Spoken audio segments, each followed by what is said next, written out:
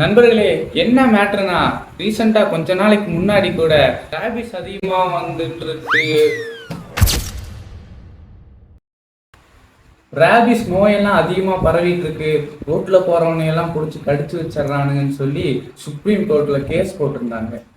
இந்த மாசம் பூரா 30 பேரை கடிச்சு தொலைஞ்சிட்டு மூடாவி. இதுக்காக தமிழால கூட ஷோ எல்லாம் நடத்தினாங்க. நாய் பெரியர்கள்னு.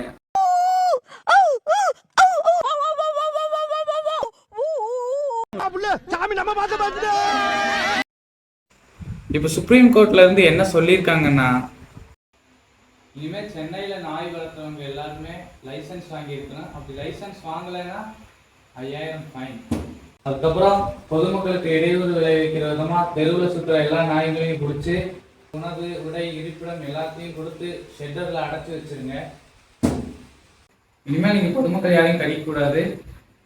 ஜெசிமா ஆகிய நான் இனிமேல் யாரையும் கடிக்க மாட்டேன் என்றும், இருசக்கர வாகனங்களில் குறுக்கே செல்ல மாட்டேன் என்றும், வாகனங்கள் மற்றும் கரண்டு கம்பங்களின் மீது அசிங்கம் செய்ய மாட்டேன் என்றும், செருப்புகள் திருட மாட்டோம் என்றும், ராபிஸ் போன்ற எவ்வித நோய்களையும் பரப்ப மாட்டோம் என்றும் எங்கள் தேனாக்கா சங்கத்தின் சார்பாக தெரிவித்துக் கொள்கிறேன். இனமே நான் பிறந்தது போதும், மதமே நான் பிறந்தது போதும். சரசகுராரா